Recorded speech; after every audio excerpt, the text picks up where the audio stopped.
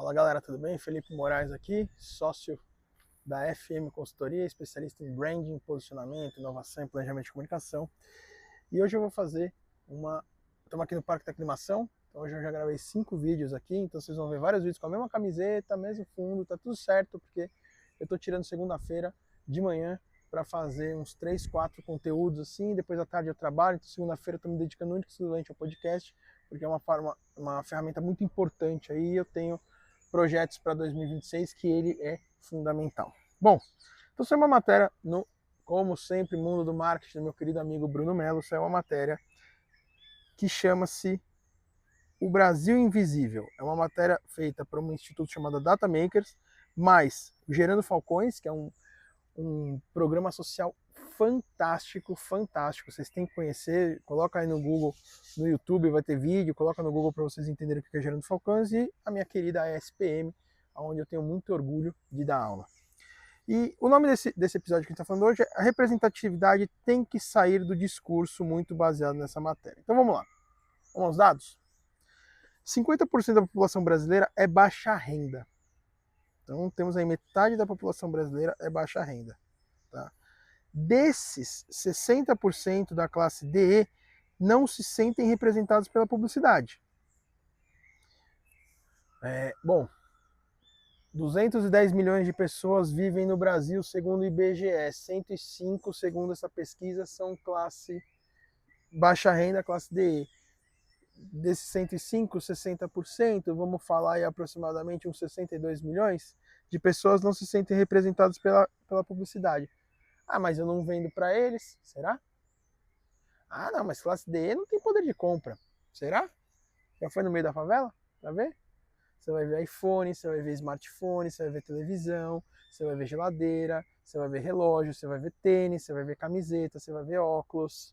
Será mesmo que você não vende para eles? Então tá. Faz o seguinte. Quem acha isso, tá? Eu não acho. Eu tenho certeza que eu não acho isso. Faz o seguinte, você que acha isso, sai um pouco da bolha. Vamos usar uma brincadeira da internet. Sai da Faria Lima. Sai um pouco da bolha. A agência de publicidade é Vila Olímpia, né? Sai da Vila Olímpia, da Vila Madalena também, tem bastante agência na Vila Madalena. Sai ali, ó, Faria Lima, Vila Madalena. Sai desse complexo aqui, ó. Faria Lima, Vila Madalena e Vila Olímpia. Vai pra Heliópolis, na favela. Vai ali no Jaçanã, na comunidade. Dá uma olhada lá, numa lojinha de roupa, de bairro. Você vai ver a quantidade de gente comprando. Talvez mais do que no shopping do Cidade Jardim, tá? Fica essa dica aí para você. Sai um pouco da bolha, vai para a rua. O que a gente vê aqui? Uma lacuna estratégica que faz as marcas perderem negócios. Por que as marcas perdem negócio? Porque as marcas têm uma falha de comunicação, de conexão emocional e contextual com esse público. 53% das pessoas não compram quando a publicidade não agradou. Então, 60% das pessoas não se sentem representadas pela publicidade. E 53% das pessoas, quando olham a publicidade, falam assim: não gostei dessa publicidade, eu não vou comprar. Só que essas 53% das pessoas não compram porque não tem uma conexão emocional e contextual com elas. Pessoal, eu estou falando de mais de 50 milhões de pessoas no Brasil. Olha o tamanho do público que você está perdendo porque você não quer falar com a classe DE, porque você tem preconceito com a classe DE. Aí, como eu falei para vocês, você está aqui em São Paulo, eu estou aqui no Parque da Aclimação. A favela do Heliópolis é bem perto, né? Você tem a Aclimação, Ipiranga e o Heliópolis é na sequência. Faz o seguinte, pega o carro um dia, tem as ruas que o carro passa no meio da comunidade, né? Vai lá. Depois você me manda um e-mail, felipe@felipemorais.com, né? Você me manda um e-mail para falar dessa sua experiência, porque eu posso falar da minha experiência que eu estou falando aqui. Eu passei recentemente lá por um caminho que eu tive que fazer e eu fiquei impressionado de ver lojas de roupa lotadas de pessoas numa quarta-feira, 3 horas da tarde, com chuva, lotada de roupa. Coisa que eu não vi no shopping Cidade Jardim, no shopping Iguatemi e no shopping JK Iguatemi no sábado anterior. Então, sábado e domingo eu vou no JK Iguatemi, no Iguatemi e no Cidade Jardim, faço uma varredura em 22 lojas e vejo 5, 6 pessoas em cada loja. Na comunidade eu vejo numa quarta-feira à tarde, 4 dias depois, 3 dias depois, eu vejo lojas lotadas. Ah, Felipe, mas espera aí. Mas você está querendo comparar, pô, mas o luxo não é qualquer um que tem. Eu sei. Eu sei que não é qualquer um que tem. Eu sei que o luxo é muito restrito. Eu sei que você entrar no shopping, na Prada, para comprar um tênis de R$ 2.000 é para poucos. Uma calça de R$ 8.000 é para poucos. Uma caneta da Montblanc de R$ 7.000 é para poucos. Só que aqui a pesquisa está falando sobre o Brasil invisível, sobre o Brasil que às vezes as agências de publicidade deixam de lado porque não saíram da bolha Faria Lima, Vila Olímpia, Vila Madalena. É só isso que eu estou querendo falar para vocês, é essa dica e é esse insight que eu estou querendo dar para vocês, baseado nessa pesquisa aqui, que fala que 53% das pessoas não compram porque a publicidade não agrada, 60% não se sente representado pela publicidade e temos aqui uma lacuna estratégica gigante, porque marcas estão perdendo dinheiro porque não estão olhando esse público. Vamos lá. A classe DE é muito conectado, exigente e distante da forma como as marcas ainda se comunicam. A classe DE é uma classe humilde, mas é uma classe que quer o melhor. É a classe que compra Dolly, mas queria comprar Coca-Cola. Aliás, só para falar para vocês, tá? Nessas comunidades a Coca-Cola vende, a Dolly vende 7 vezes mais do que a Coca-Cola. Tá? Eu tenho dados de supermercado falando isso para mim. Então, ela está comprando a Dolly, mas ela sonha com a Coca-Cola. Ela está comprando o Celta, mas ela sonha com o Audi. Então, você trabalhar essa conexão emocional. Eu fiz um vídeo agora, vocês vão entrar aqui e vão ver, da Madame C.J. Walker. Né? É um seriado da Netflix que mostra uma faxineira que ascendeu e se tornou a mulher mais rica dos Estados Unidos. Né? A mulher negra mais rica dos Estados Unidos da sua época. O pobre, ele tem a vontade de ascender, ele tem a vontade de crescer. E a Madame C.J. Walker, ela se conectou com essa população mais pobre porque ela também era.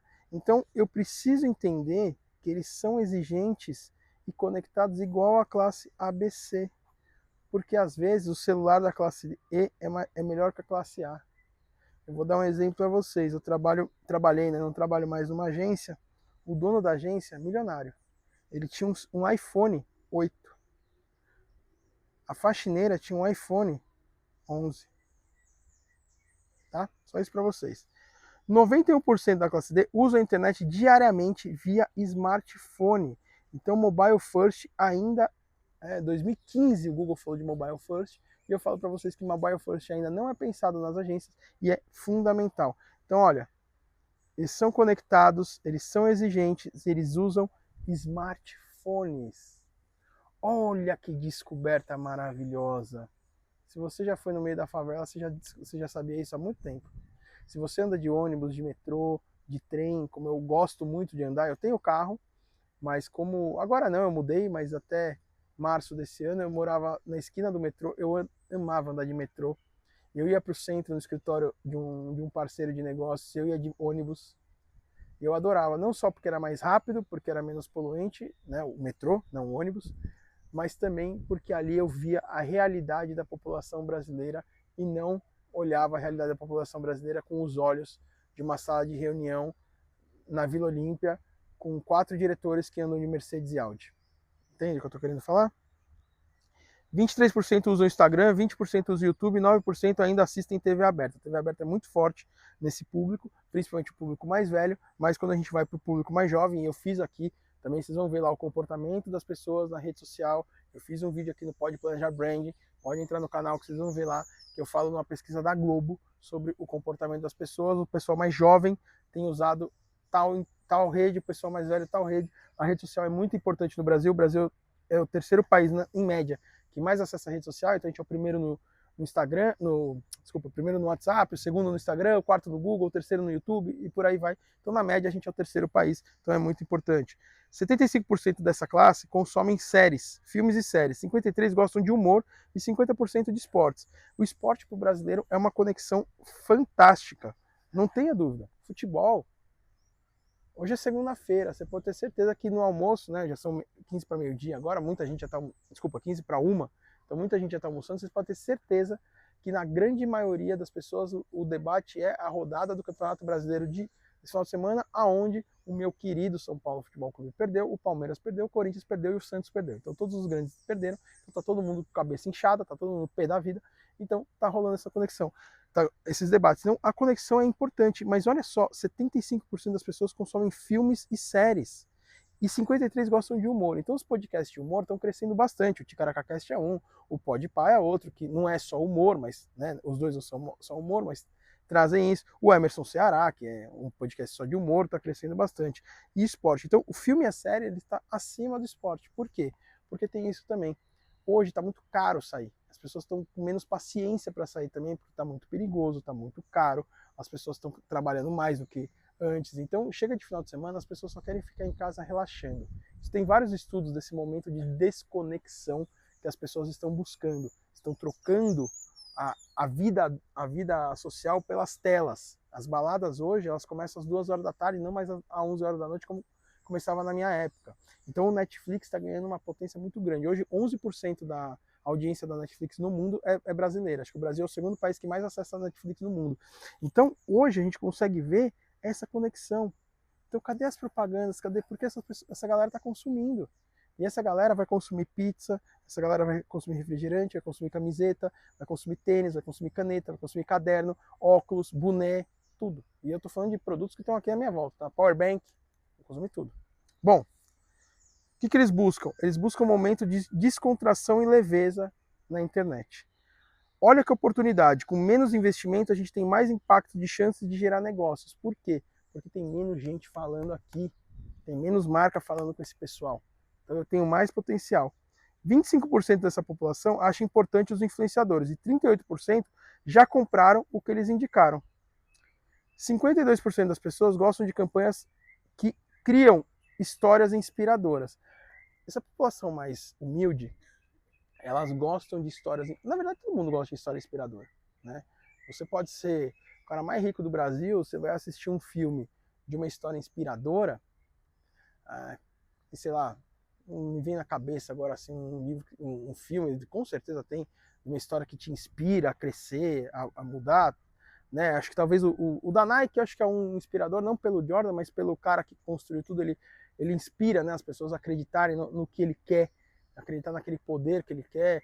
Eu acho que tem um filme do John Nash, esqueci agora, que é o Russell Crowe que faz. John Nash é um matemático que tinha uma doença mental e ele é um gênio e ninguém dá bola para ele, porque ele começa a desenvolver umas teorias que todo mundo acha que ele está viajando e na verdade o cara é um gênio que descobre uma teoria super legal. Então, histórias inspiradoras, elas são importantes. E quando você fala com o público mais baixa renda, eles querem inspiração, porque eles querem olhar aquilo e falar assim, meu, teve uma pessoa que saiu do nada e chegou ao sucesso.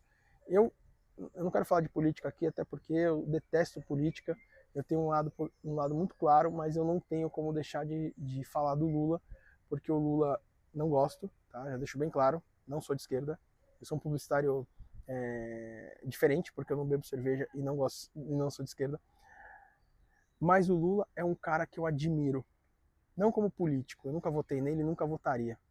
Mas o Lula é um cara que ele tem um storytelling, que quando você começa a estudar comunicação, o Lula tem um storytelling fantástico, fantástico. Então isso é importante quando a gente começa a entender o storytelling do Lula, porque o Lula é um cara que saiu da pobreza e chegou à presidência da República, ele é presidente 3 vezes, gostando ou não, ele é presidente 3 vezes do Brasil, então ele conseguiu essa ascensão.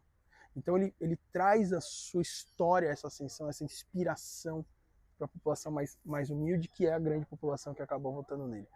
Então, deixei política de lado, estamos falando de comunicação muito claro, não quero falar de política, esse vídeo não tem falar de política, não adianta amanhã vir comentário, é porque o Felipe falou... Não falei de política, falei de comunicação, tá? E estou falando de um cara que eu não gosto, um cara que eu detesto, mas é um cara que quando a gente fala de comunicação eu respeito demais, porque ele sabe jogar o jogo da comunicação como poucos. Então o que eu quero dizer para vocês é o seguinte, o recado desse podcast é muito simples, pessoal, sai da bolha, vai para a favela, vai para as comunidades, vai para bairros mais humildes e vai ver como ali o dinheiro circula, como bilhões de reais são gastos anualmente nessas comunidades, para você olhar e falar assim, eu não vou falar com esse público não consome. Eu acho que o Washington Oliveto ensinou bem a gente que publicitário não pode ter preconceito da informação.